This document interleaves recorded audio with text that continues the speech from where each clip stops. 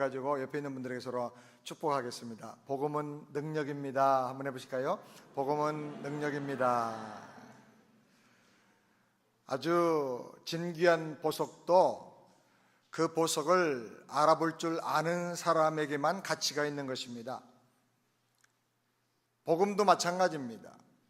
복음을 체험해보고 복음이 얼마나 소중한가, 복음이 얼마나 우리를 행복하게 하는가, 그것을 알고 그 능력을 경험한 사람이 복음을 사랑하며 복음을 누리며 행복하게 살 수가 있습니다. 성경에 말씀하기를 복음은 모든 믿는 자를 구원하시는 하나님의 능력이라 그랬습니다.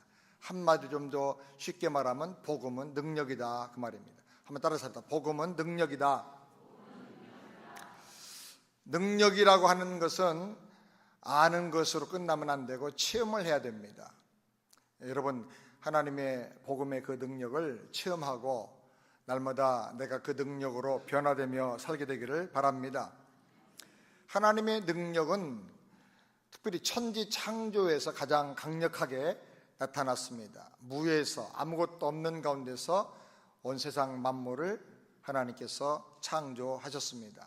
창조하시되 말씀 한마디로 빛이 있으라, 또 땅이 드러나라, 공중에 새가 날아라 말씀하시니 그대로 되었습니다.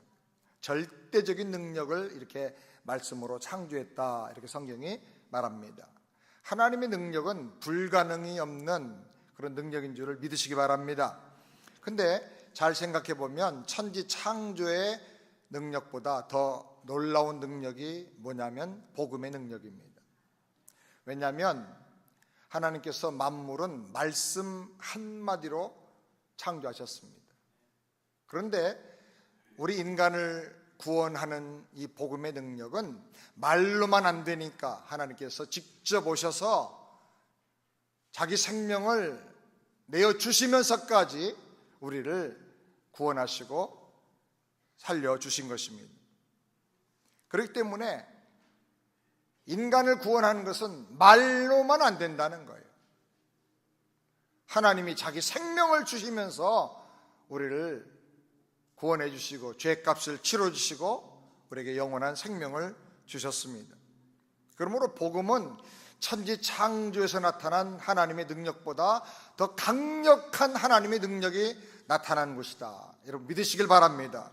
그래서 우리가 복음을 사랑해야 됩니다. 복음을 평생 배우고 깊이 알아가고 묵상하고 복음의 능력을 날마다 누리면서 복음만 자랑하면서 살아야 하는 것입니다. 바울은 말하기를 내가 복음을 부끄러워하지 않는다. 복음을 자랑한다는 말이죠. 자기 생명을 다 바쳐서 이 복음 전하는 것을 조금도 자기는 생명 아깝게 생각하지 않는다고 말했습니다. 복음이 능력이기 때문에 이것은 단순한 이론이 아닙니다.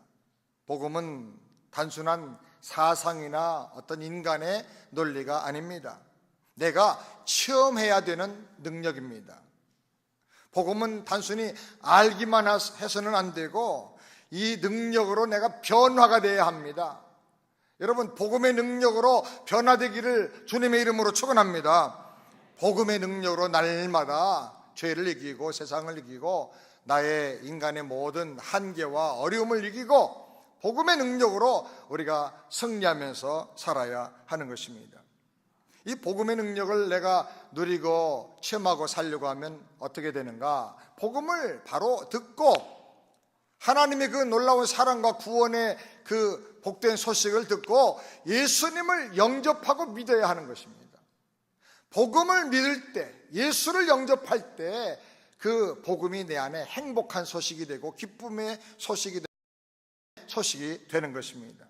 예수를 영접할 때 얼마나 많은 사람들이 울면서 영접하는지 모릅니다. 얼마나 기쁜지 모릅니다. 춤을 춥니다. 저도 옛날에 예수 영접하고 큰 길로 잘 안 다녔습니다. 작은 길로 골목으로 다녔는데 왜? 노래가 막 나오기 때문에 사람들이 미쳤다고 할까봐 혼자 작은 길로 다니면서 노래 부르고 다니고 어떤 때는 춤도 추고 너무너무 좋은 거예요. 너무너무 좋아서 춤추고 노래하다가 눈물이 나고 세상에 이렇게 행복할 수가 없는 거예요. 예수를 믿을 때, 복음을 깨닫고 예수님을 영접할 때 이렇게 하나님의 능력이 나타나는 것입니다. 그리고 이 복음을 전할 때 그 능력이 또 강력하게 나타납니다. 복음을 전할 때 내가 처음 예수 영접할 때 이상의 그 놀라운 능력이 나타나요. 그 복음으로 사람들이 변화가 되고 사람들이 구원받게 되고 사람들이 하나님을 만나는 것을 볼 때, 성령의 충만함을 경험할 때 우리가 복음의 능력을 다시 체험하게 되는 것입니다. 사랑하는 여러분, 복음의 능력을 체험하고 날마다 누리면서 살게 되기를 주님의 이름으로 축원합니다. 그럼 이 복음은 어떤 능력인가? 첫 번째로는 복음은 구원을 주는 능력입니다. 따라서 합시다. 복음은 구원을 주는 능력이다. 우리를 구원하시는 하나님의 능력이라 그랬어요. 이번에 총신대와 국제신학대학원 대학교의 교수요, 풍성한 교회 담임 목사님인 이영옥 박사님이 저 사진에 있는 분인데 카톡을 보내왔습니다. 그분이 말하기를, 저와 제 아내가 이번에 그림 1:1 전도 양육 세미나에 단 하루 2시간 강의만 듣게 되었는데 큰 은혜를 받았습니다. 교회로 돌아와서 아내가 항상 전도하려고 했던 사람들을 찾아가 만나고 그림 1:1 전도 양육 책 그 내용 그대로 복음을 제시하고 설명을 했습니다. 그런데 놀라운 일은 1시간에 3사람이나 예수님을 영접하면서 기도했습니다. 그들 모두가 복음의 메시지에 울컥하며 감동을 받았습니다. 그림 1:1 전도 양육 책은 전도자에게 강력한 임팩트가 있는 확실한 팁을 제공하면서 신나게 전도하고 기쁨으로 단을 거두게 해주는 것을 확인했습니다. 그러면서 전도서 10장 10절을 소개해 주었습니다. 전도서 10장 10절 다 같이 읽겠습니다. 천련장이 무뎌졌는데도 나를 갈지 아니하면 힘이 더 드느니라. 오직 지혜는 성공하기에 유익하니라. 그분이 설명하기를, 복음 전도자의 칼이 그동안에 무뎌졌는데 그 칼을 갈지 않고 그냥 무조건 사용만 하려고 하니까 힘이 들었다는 거예요. 그런데 전도의 지혜를 주고 성공적인 전도자로 칼을 잘 갈아서 이 말씀을 전하게 하면 열매를 맺게 되고 승리하게 되고 성공하게 되고 행복한 그리스도인의 삶을 살 수 있다는 것입니다. 본인이 그 세미나를 2시간 들으면서 그것을 경험했다고 격려의 글을 보내왔습니다. 저는 교제가 잘 됐다는 것보다도 복음이 능력이다라는 거예요. 복음은 우리가 잘 준비하고 전하기만 하면 하나님의 구원한 능력이 나타나는 것입니다. 그동안 전도에도 잘 안 됐던 이유는 칼을 안 갈았기 때문에 그래요. 칼을 잘 준비하고 이 복음의 말씀의 칼을 갈아서 전도하기만 하면 하나님께서 성령으로 역사하셔서 사람들을 구원하시고 열매를 맺게 해 주시는 것을 믿으시기 바랍니다. 저희 교회에서 부목사님으로 사역하다가 지금은 한국에 가서 지금 서산에서 목회를 하고 있는 이성민 목사님 부부가 전주의 세미나에 참석을 했습니다. 부부가 이틀 동안 와서 세미나를 참석하고 돌아갔는데 그 사모님이 우리 교회에 오셨을 때 아주 은혜를 많이 받았어요. 성령의 기름 부으심을 체험했던 사모님인데 이 세미나를 받고 나서 돌아가자마자 사모님이 복음을 전하기 시작했어요. 그런데 3일 동안에 5명이 예수님을 영접하더라는 거예요. 특별히 한 분에 대해서 자세하게 글을 보내왔는데, 이 한 여자분은 젊었을 때는 가출하고 술집에 가서 또 이렇게 접대도 하고 또 결혼한다면은 또 가정생활 제대로 이어가지 못하고 이혼을 했던 그런 아주 상처가 많은 젊은 여자분인데 이분을 상담하면서 복음을 전했다는 거예요. 근데 일과를 설명하면서 페이지를 넘길 때마다 이분이 막 울면서 그동안에 이 쾌락을 가지고 이 지옥의 삶, 고통 많은, 상처 많은 이 삶을 벗어나 보려고 했던 그런 부분들을 고백하면서 그게 바로 자기 모습이라고 하면서 펑펑 울면서 예수님을 영접하고 그 후에 놀랍게 변화가 되었다는 것입니다. 왜 복음을 전하며 사람들이 웁니까? 자기 죄를 성령 하나님께서 발견하게 하시기 때문에 우는 거예요. 내가 죄인임에도 불구하고 영원한 멸망을 당해야 됨에도 불구하고 하나님이 나를 버리지 않고 독생자를 보내서 사랑해 주시고 구원해 주시고 은혜를 부어 주시는 그 하나님의 사랑을 경험하게 되니까 우는 거예요. 감사해서 울고 회개하면서 울고 성령이 주시는 기쁨으로 울고 구원의 감동을 받아서 우는 거예요. 복음은 구원을 주시는 하나님의 능력인 줄을 확실히 믿으시길 바랍니다. 그 다음에 두 번째로 복음은 교회 성장의 능력입니다. 이번에 성안교회에서 그림 일대일 세미나를 했는데 장학봉 목사님께서 세미나 끝난 다음에 카톡을 보내오셨습니다. 그분이 거기 말하기를 모든 성도들의 소원이 있다면 다 전도하기를 원하는 것이라는 거예요. 그런데 훈련되지 않았거나 훈련이 또 너무 어려워서 다윗의 물맷돌 같은 필살기를 갖지 못하고 전도가 두려워서 다 피하고 숨어버리게 되었다는 것입니다. 그런데 그림 1:1 전도 양육 교재로 훈련을 받다 보니까 늘 들었던 복음을 그림으로 설명해 주니까 외우는 부담이 줄어들었고 전도에 대한 자신감을 갖게 되었다는 것입니다. 교육을 받고 훈련받은 사람들이 이렇게 말하더라는 거예요. 저도 시도해 봤어요. 그런데 되더라고요.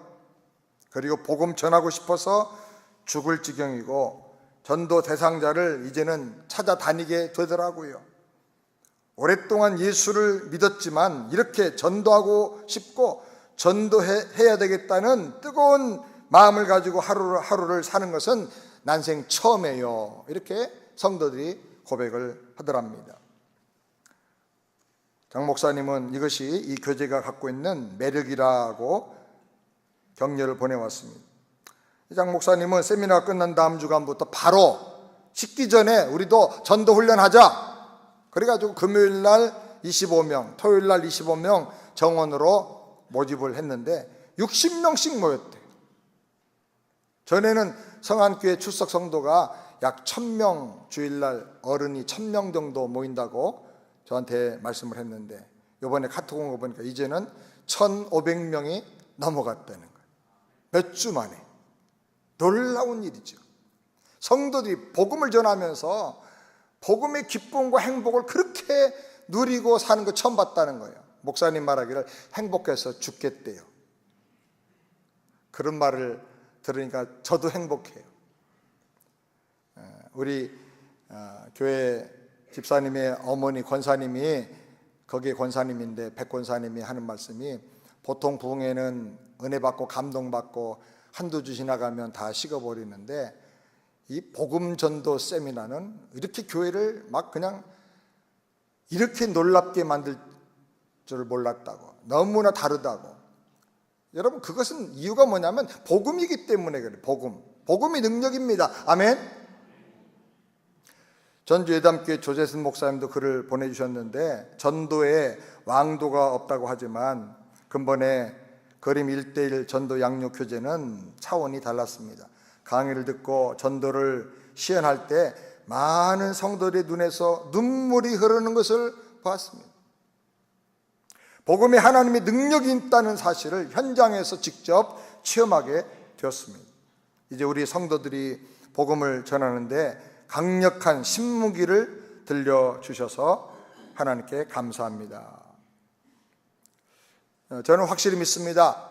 하나님께서 교회를 세우신 목적이 복음 전하고 이 복음을 들고 땅끝까지 가서 선교하라고 교회를 세우신 줄 믿습니다.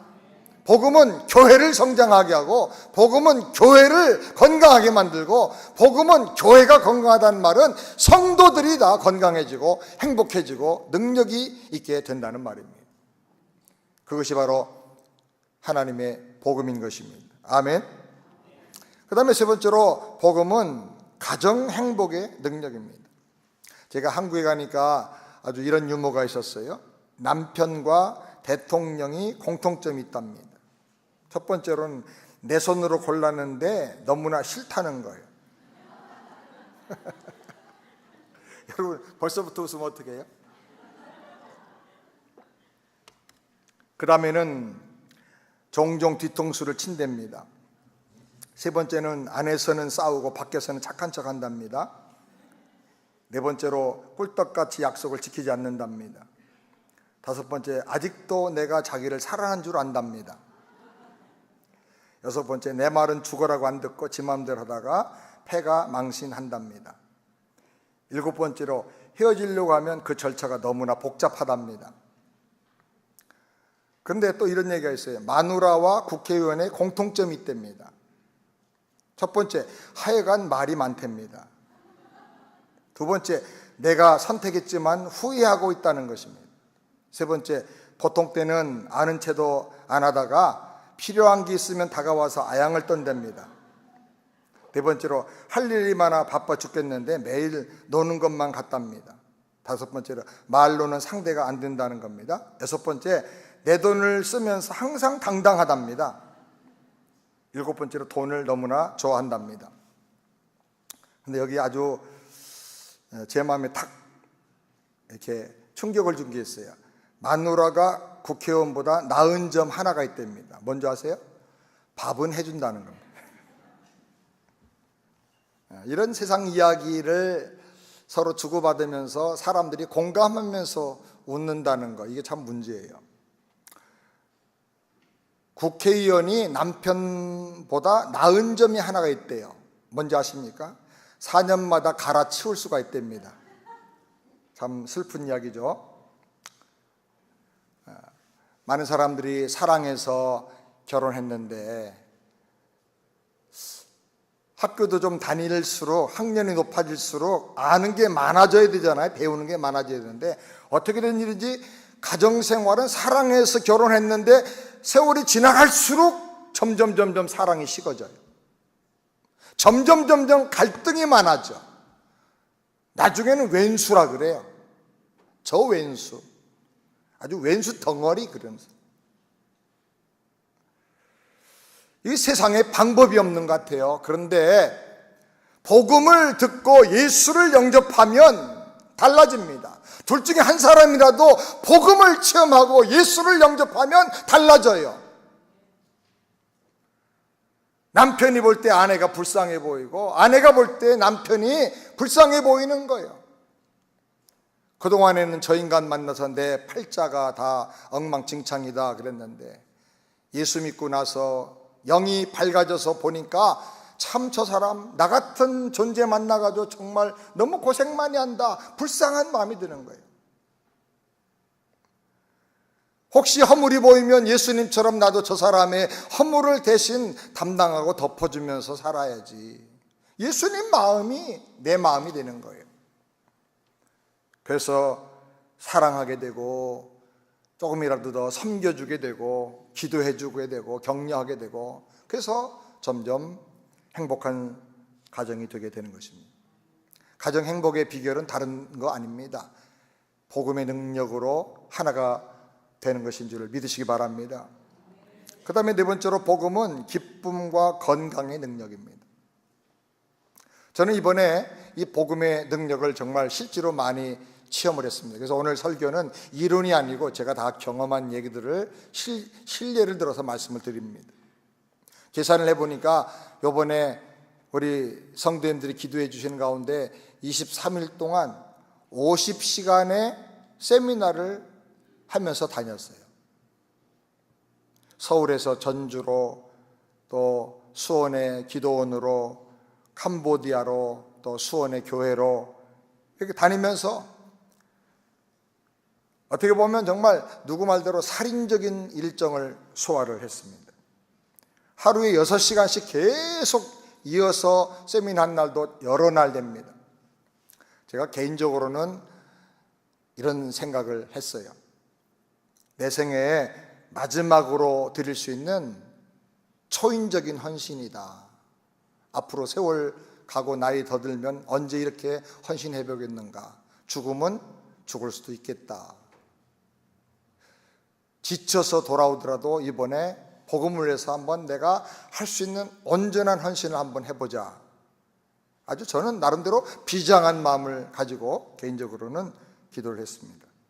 그런데 희한한 게요, 제가 웬만하면 설교 한두 번만 하면 목이 쉽니다. 목이 하나도 안 쉬었어요. 참 놀라운 일이에요. 그리고 가는 날부터 한국에서도 그렇고 돌아와서도 그렇고 시차가 비교적 너무나 잘 적응되는 거예요. 40대 때도 이런 적이 없고 50대 때도 이런 적이 없는데 시차가 너무 잘 적응되는 거예요. 그전에는 한국에 가가지고 주일날, 월요일날, 화요일날 도착해서 주일날 설교를 하는데 막 휘청휘청 어지러운 거예요. 그런데 이번에는 화요일날 도착해서 수요일날부터 집회를 하는데 너무너무 정신이 맑은 거예요. 좀 피곤하지만 녹초가 되어가지고 다 지쳐 쓰러지는 상태로 돌아오지 않고 비교적 생생하죠? 네. 비교적 제가 생각해도 참 놀랍다, 이상하다 그런 생각이 들어요. 왜 그럴까? 도대체 세월이 점점 지나갈수록 겉사람은 약해지는데 이게 자연의 섭리인데 어떻게 이렇게 됐을까? 제가 그 비밀을 발견했어요. 요한복음 15장 11절 다 같이 함께 읽겠습니다. 내가 이것을 너에게 이름은 내 기쁨이 너희 안에 있어 너희 기쁨을 충만하게 하려 함이라. 예수 안에 있을 때 기쁨이 그냥 충만해지는 거예요. 요한복음 16장 24절도 다 같이 함께 읽겠습니다. 지금까지는 너희가 내 이름으로 아무것도 구하지 아니했으나 구하라 그리하면 받으리니 너희 기쁨이 충만하리라. 하루 6시간씩 세미나 계속 연달아 하니까 막 너무너무 힘들어. 일어나지도 못하고 누워있는 채로 기도합니다. 주님, 저의 인생을 받아주시고 이런 모든 봉사를 통해서 복음만 증거되게 하시고 교회들과 성도들이 좀 각성하고 복음 전도에 집중하는 그런 계기가 되게 주세요. 하나님이 써주세요. 저는 약합니다. 그리고 기도하고 나면 언제 피곤이 내 마음에 있었던가 싶을 정도로 다 사라지고 마음에 기쁨이 막 가득 차는 거예요. 구하라 그리하면 받으리니 너희 기쁨이 충만하리라. 막 기쁨이 넘치는 거예요. 예수님께서 주신 이 기쁨은 절대 기쁨이에요. 하늘 위에서부터 그냥 내려오는 그런 기쁨이에요. 평화, 그 안에 기쁨과 능력이 담겨 있는 거예요. 근데 이 기쁨이 내 안에 오니까 이상한 현상이 일어납니다. 자, 한번 17장 22절 다 같이 함께 읽겠습니다. 마음의 즐거움은 양약이라도 심령의 근심은 뼈로 마르게 하느니라. 심령에 근심, 걱정, 염려가 있으면 뼈가 말라버려요. 뼈가, 골수가 말라버려. 면역력이 다 말라버려. 병균을 이겨나가고 피곤을 이겨나가는 모든 몸 안에 쌓여있는 피로의 독을 해독해내는 그런 모든 항체들이 다 말라버려요. 그런데 마음에 기쁨이 생기면 이거 몸에 양약이 되느니라. 피곤도 이기고 독소도 다 해독해내고 건강하게 만들고 힘이 나게 만든다는 거예요. 이 기쁨이 예수님을 통해서 우리에게 주어지고 이 기쁨이 복음 안에 있는 기쁨인 줄을 믿으시기 바랍니다. 그래서 복음을 기쁜 소식, 복된 소식, 그래서 복음, 복된 소식 그렇게 말하는 것입니다. 예수님은 복음을 통해서 절대적인 기쁨, 세상을 이기는 기쁨, 모든 질병도 이기는 건강할 수 있는 능력을 주시는 것을 믿으시기 바랍니다. 예수 영접하면서 회개하고 성령 충만 받을 때 막 어떤 사람 암이 없어져 버리기도 해요. 병이 낫기도 하는 거예요. 그런 놀라운 능력을 복음을 통해서 예수 안에서 누리게 되기를 주의 이름으로 축원합니다. 그 다음에 다섯 번째로 복음은 관계 회복의 능력이다라는 것입니다. 이번에 참 이상한 것을 경험했는데 그것은 뭐냐면 45년 동안 연락조차 없었던 친구들이 막 찾아오는 거예요. 18명이나 찾아와서 세미나에 참석을 하고 기도해 주고 가고 격려를 해 줬습니다. 일부가 남아서 사진을 찍었는데 어떤 분은 필리핀에서 사역하다가 오고 뭐 하면서 모여가지고 격려를 해 줬어요. 어떤 사람은 서울에서 수원까지 오고 어떤 친구는 저 먼 상주에서부터 3시간 운전해가지고 수원까지 와가지고 세미나에 참석하고 1시간 잠깐 있다가 격려해주고 다시 또 3시간 운전하고 가는 거예요. 45년 동안 서로 연락도 없었어요. 어디서 뭘 하는지도 몰랐어요. 이름도 잊어버리고 얼굴도 가물가물해요. 그러던 친구들이 어떻게 서로 연락을 해가지고 찾아왔어요.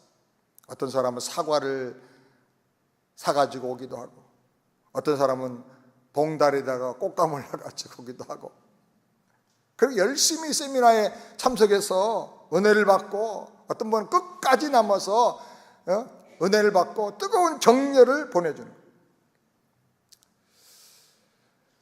또 어떤 분은 성안교회 세미나 때 누구 설명을 듣고 목사님 몇 분이 잠깐 참석을 했는데 목포에서 목회하는 목사님들이래요. 근데 전주에서 또 세미나 한다고 하는 걸 알고 전주까지 오셔가지고 아예 그냥 여관 잡아놓고 어떤 분은 찜질방에 계시면서 계속 세미나에 참석을 하시는 거예요.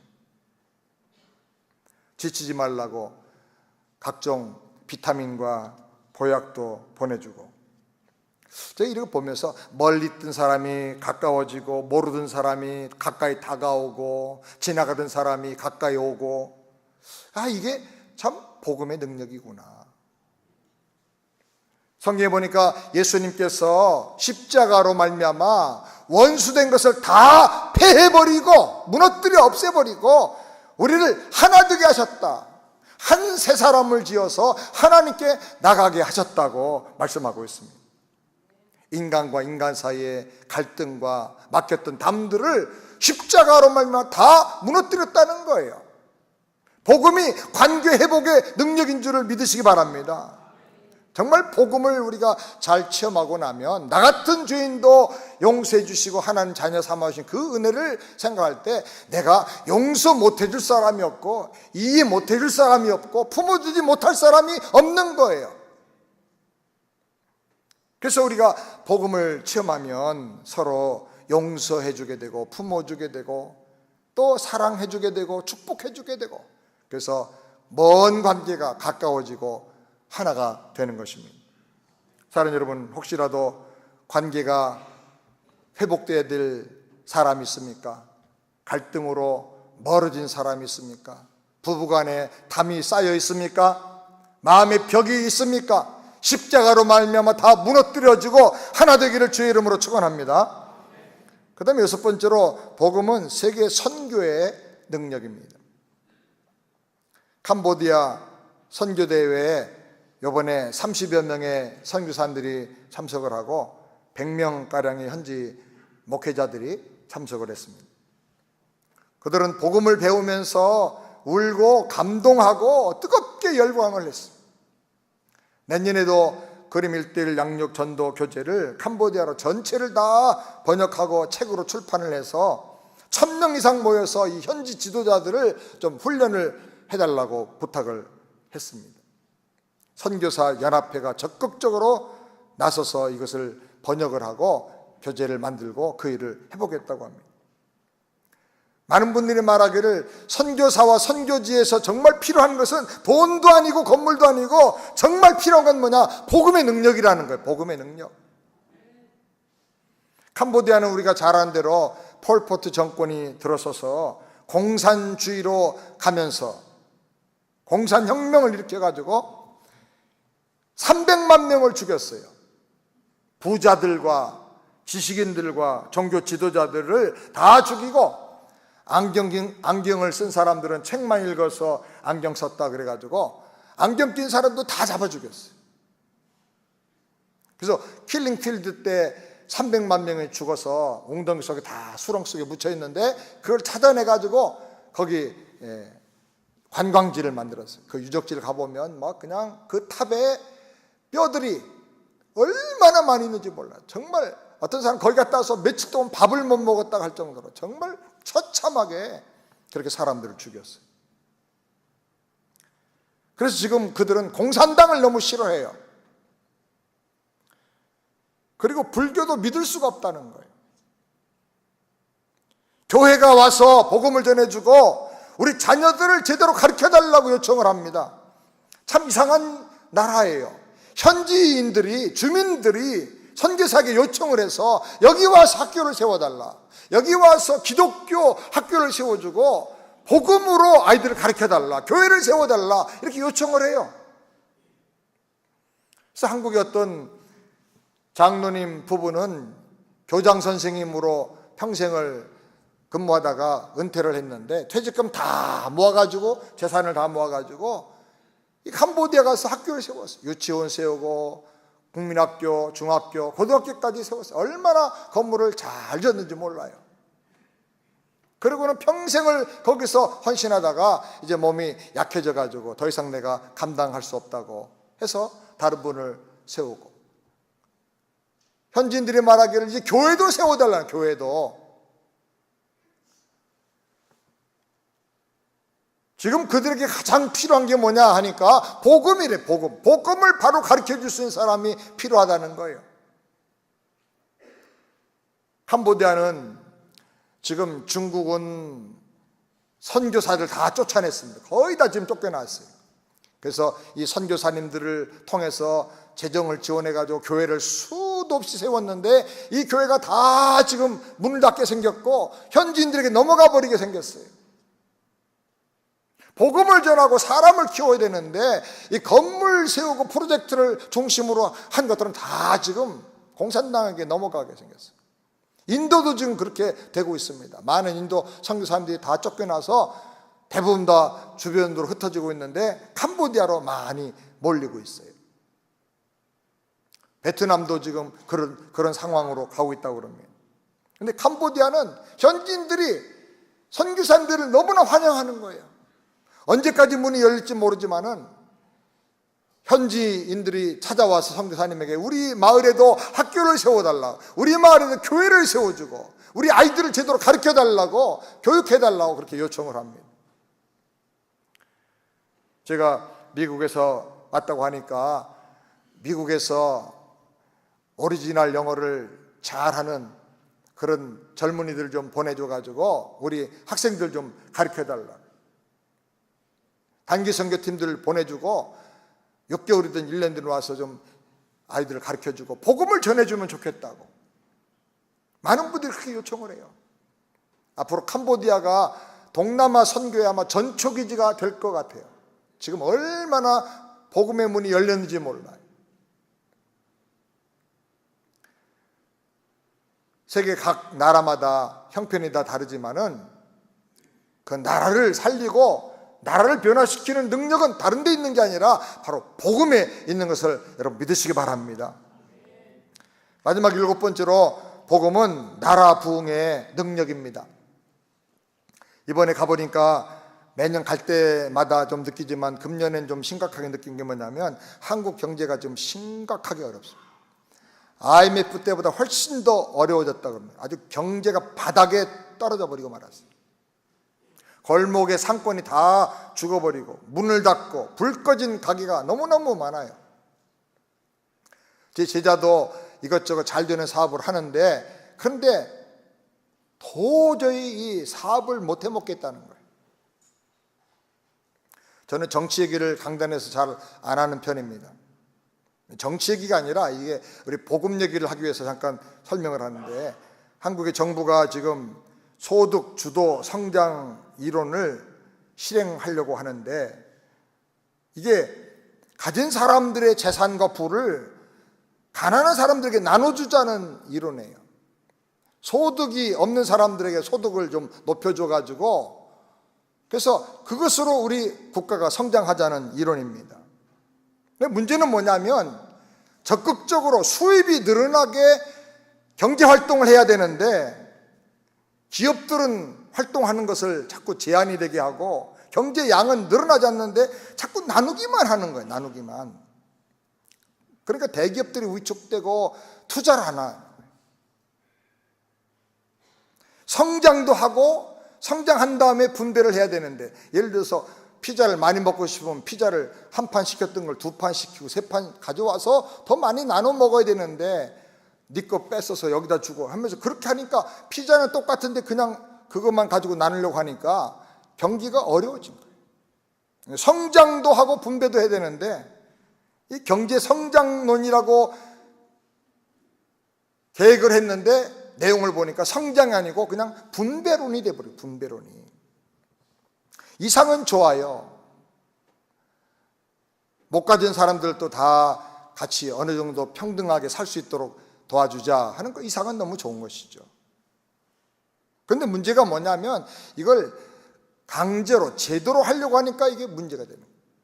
기독교의 복음처럼 사랑으로 서로 나누고 형제의 마음을 가지고 지체의식을 가지고 서로 베풀어야 되는데 이걸 억지로 하니까 문제가 되는 거예요. 정부에서 매달 23조를 풀어가지고 매달 몇십만 원씩 수많은 젊은이들에게 돈을 준다고 그럽니다. 그러니까 일 안 하는 사람이 너무 많아요. 일 안 해도 돈 주니까. 근데 이런 사상이 성경과 많이 반대가 되는 거예요. 성경은 일하기 싫거든 먹지도 말라. 성실과 근면을 강조해요. 아담이 타락하고 에덴에 쫓겨날 때 하나님께서 주신 하나의 책망 겸 구제의 길이 뭐냐면 정신토록 나가서 땀을 흘리고 일을 하라. 일을 해야 죄를 안 짓거든요. 근데 한국이 걱정하는 사람들은 공산주의로 간다 그러는데 제가 볼 때 그것까지는 아닌 것 같고 사회주의 방향으로 가는 것은 확실한 것 같아요. 한국의 모 지도자는 교회, 한국의 개신교가 너무 힘이 세다.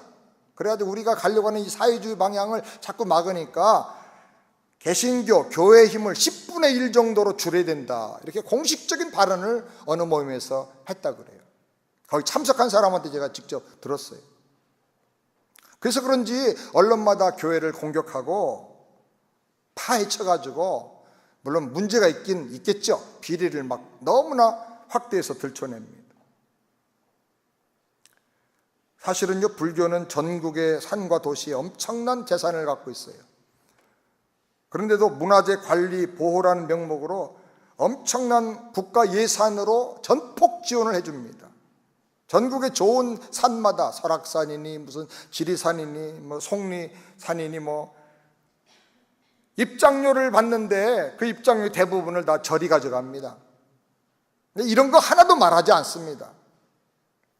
물론 교회에 문제가 많이 있어요. 탈선한 목회자들, 잘못된 교회들, 부패한 교회들도 많이 있어요. 이거 회개해야 됩니다.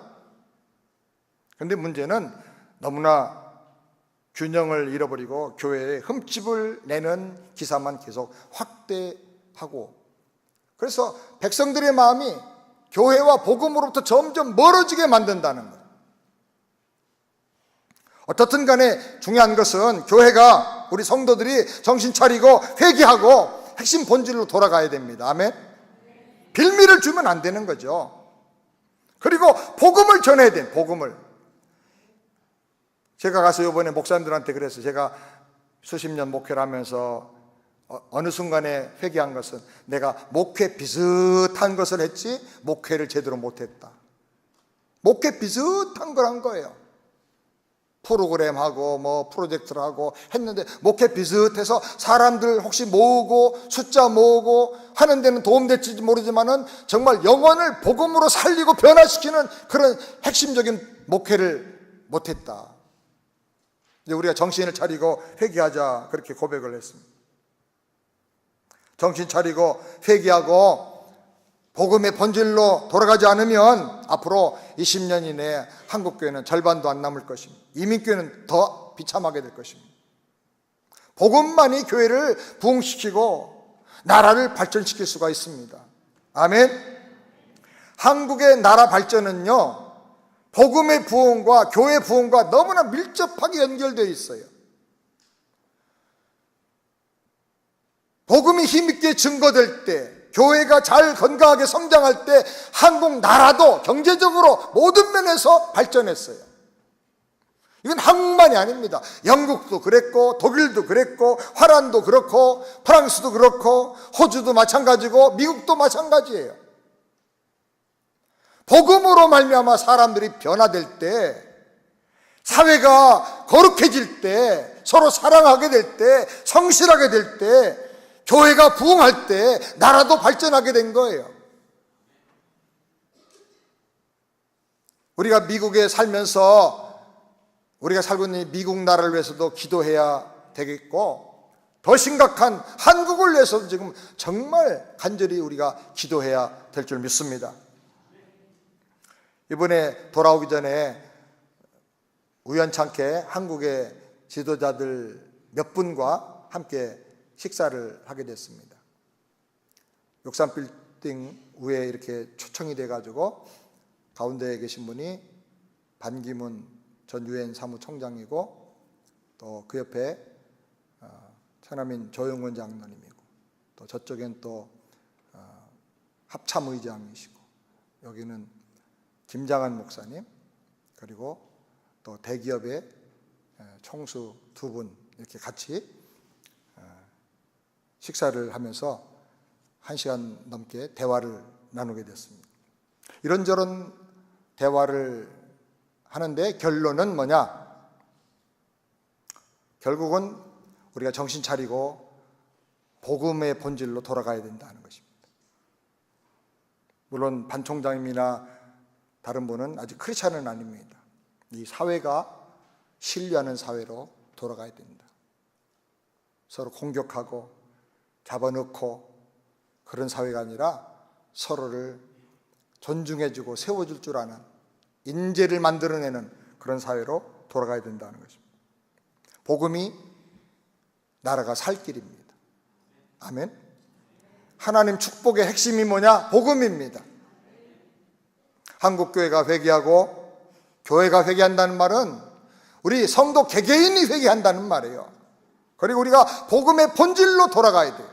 복음을 더 깊이 사랑하고 더 깊이 묵상하고 더 깊이 우리가 복음을 믿고 이 복음을 전하면서 한국 민족이 다시 회복이 되고 또 미국도 다시 회복되기를 위해서 우리가 기도해야 될 줄을 믿습니다. 나 한 사람이 해가지고 무슨 효과가 있겠는가 하겠지만 아니에요. 나비 효과라고 그러나요? 나비 한 마리의 날개짓이 파장을 일으킬 수가 있는 것입니다.